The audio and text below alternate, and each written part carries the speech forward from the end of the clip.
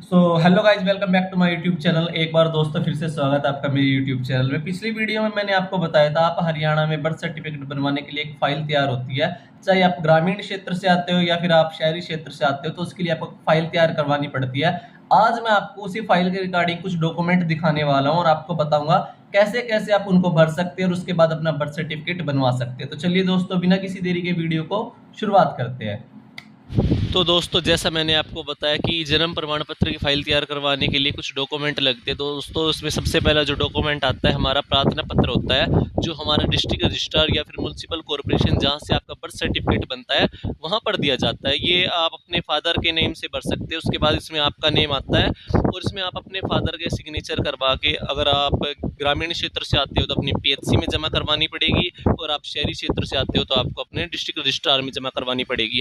उसके बाद दोस्तों, कुछ और अदर डॉक्यूमेंट्स होते हैं जो इसके नीचे दिए होते हैं। हल्फिया बयान होता है जो आपके मम्मी पापा की तरफ से होता है। 10वीं का बर्थ सर्टिफिकेट, 10वीं का सर्टिफिकेट और जन्म तिथि प्रमाण पत्र आपके भाई का लगेगा।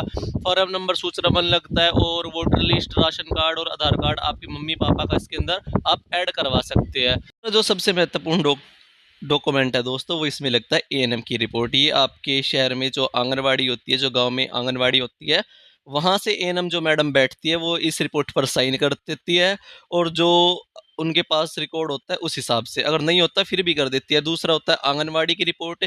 यहाँ पर दोस्तों, जो गांव की या जो शहर की आशा वर्कर होती है आपकी एरिया की, अगर उनके पास रिकॉर्ड होता है या नहीं होता, तो वो इस पे साइन कर देती है, जिससे आपके बर्थ सर्टिफिकेट को बनवाने में आसानी से हो जाती है। अगर हम तीसरे और महत्वपूर्ण डॉक्यूमेंट की दोस्तों बात करें आंगनवाड़ी वर्कर के साइन होने के बाद, तो ये आती है हमारी सरपंच और एमसी की रिपोर्ट। अगर आप गांव से है तो आपको नंबरदार, चौकीदार और सरपंच की रिपोर्ट करवानी होती है। अगर आप शहर से है तो म्युनिसिपल कॉर्पोरेशन के किसी भी बंदे की रिपोर्ट यहाँ पर करवा सकते हैं। यहाँ पर वो साइन कर देते हैं, चाहे सरपंच हो, नंबरदार हो, चौकीदार हो, या फिर आपके शहर या वार्ड का जो भी एमसी हो। उसके बाद दोस्तों, आपके जो महत्वपूर्ण डॉक्यूमेंट में आती है, वो आती है दाई की रिपोर्ट, यानी जिस दाई ने आपको पैदा किया होता है दोस्तों।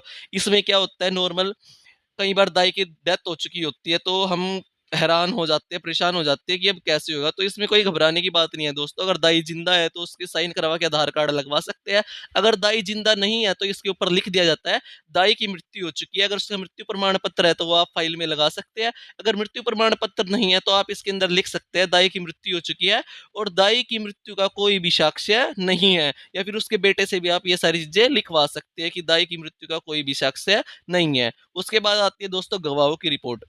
जब आपका जन्म होता है तो इसमें 2 गवाह लगते हैं, जो 18 वर्ष से ऊपर के होते हैं आपके बर्थ के टाइम में, या फिर आपके मम्मी-पापा की एज के होते हैं। दोस्तों, इसमें उन दोनों के आधार कार्ड लगते हैं, वोटर कार्ड लगते हैं, और दोनों का साइन होता है। ये फॉर्म भरने के बाद आप नीचे जाके, नीचे आपको ऑप्शन दिया जाएगा प्रथम गवाह और द्वितीय गवाह।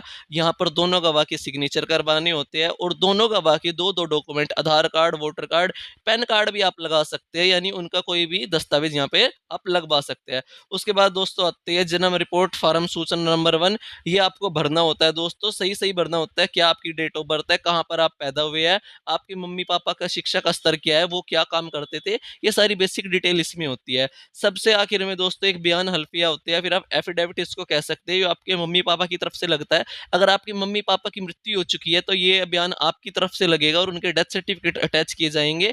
इसमें बताया जाता है कि किस कारण से आप अपना जन्म प्रमाण पत्र बनवा रहे हो, आपकी जो जन्म की घटना है वो कहीं पर रिकॉर्ड दर्ज तो नहीं है। तो इसमें आपको क्लियर करना होता है कि मेरी कोई भी घटना रिकॉर्ड दर्ज नहीं है। इसके बाद आपको अपनी फाइल जाके म्युनिसिपल कॉर्पोरेशन के अंदर सबमिट करनी होती है। ये दोस्तों अंतिम चरण होता है। उसके बाद दोस्तों आपकी फाइल का प्रोसेस चालू हो जाता है। सबसे पहले आपकी फाइल म्युनिसिपल कॉर्पोरेशन से या पीएचसी से डिस्ट्रिक्ट रजिस्ट्रार के पास जाती है। रजिस्ट्रार वेरीफाई करने के बाद आपकी एप्लीकेशन को भेजेगा एसडीएम कोर्ट में।